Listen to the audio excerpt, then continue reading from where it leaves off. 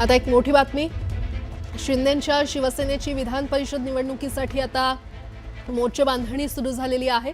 शिक्षक आणि पदवीधरसाठी स्वतंत्र मोर्चे बांधणी सुरू आहे। एकनाथ शिंदेंच्या नेत्यांची व्हीसीद्वारे बैठक बोलावण्यात आली आहे। निवडणुकीसाठी जास्तीत जास्त अर्ज भरण्याच्या सूचना करण्यात आल्या, तर वरिष्ठ सूत्रांनी न्यूज 18 लोकमतला या संदर्भात माहिती दिली आहे।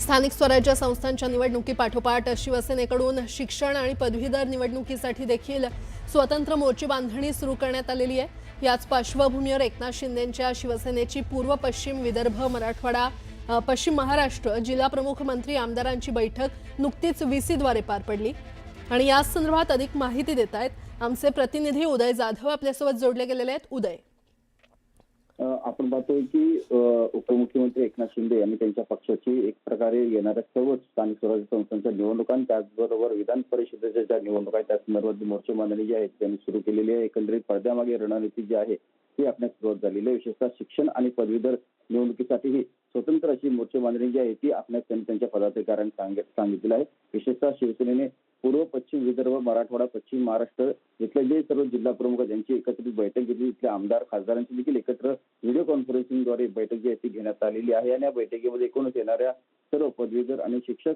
मतदारसंघामध्ये कशा प्रकारे सर्वात जास्त उमेदवार जे आहेत ते देता येतील आणि त्यांना निवडून कसं आणता येईल या संदर्भात देखील आखणी जी आहे ती करण्यात आलेली आहे। त्याचबरोबर स्थानिक स्वराज्य संस्थांच्या निवडणुकांमध्ये म्हणजे एकूणच मुंबई महापालिका वगळता इतर सर्वत्र राज्यामध्ये महायुतीमधूनच आपल्या निवडणूक लढवावी लागेल का याबद्दलची शंका जी आहे ती उपस्थित केली जाते। कारण मुंबई महापालिकेमध्ये महायुती म्हणून निवडणूक लढणार असलं तरी देखील इतर बाकी महापालिकांमध्ये एकत्रित जागा वाटपांवरती शिक्कामोर्तब होईल का याबद्दल अजूनही शंका जी आहे ती उपस्थित केली जाते। त्यामुळे सर्वच एकूण मुंबई सोडून इतर सर्व महापालिका नगरपालिकांमध्ये स्वतंत्र निवडणूक देखील लढवण्याची चाचपणी जी आहे ती केली जात असल्याची देखील माहिती मिळत आहे आणि एकूणच या सर्व निवडणुका ज्या आहेत त्या युतीत किंवा स्वतंत्र कशा लढता येतील या संदर्भातली चाचपणी जी आहे ती या बैठकीमध्ये करण्यात आलेली आहे।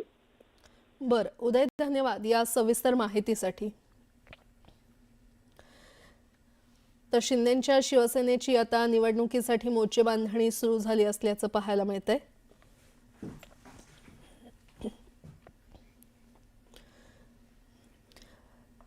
पुढची बातमी पाहूयात। राज ठाकरे यांनी मतदार यादीतील घोळावर बोट ठेवत कांदिवलीतील एक उदाहरण दिलं आणि कांदिवली पश्चिम मधील मतदार यादीत मोठा घोळ असल्याचा आरोप त्यांनी केला। मनसेचे विभाग अध्यक्ष दिनेश साळवी यांनी प्रत्यक्ष मतदार यादीवरील पत्त्यावर जाऊन पाहणी केली। कांदिवलीतील गणेश नगरमध्ये नंदिनी महेंद्र चव्हाण नावाची व्यक्ती राहत नसल्याचं समोर आलंय। त्या पत्त्यावर 30 वर्षांपासून द्रौपदी वर्मा राहत असल्याची माहिती शेजाऱ्यांनी दिली आहे।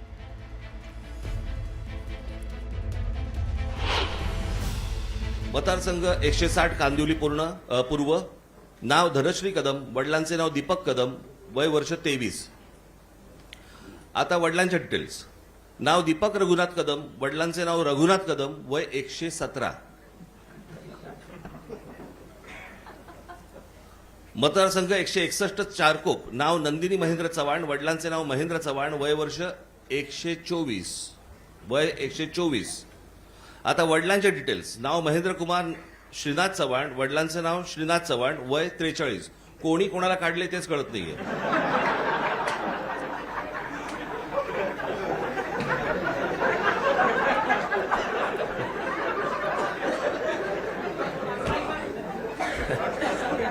अरे विषय गंभीर आहे, जरा समजून घ्या।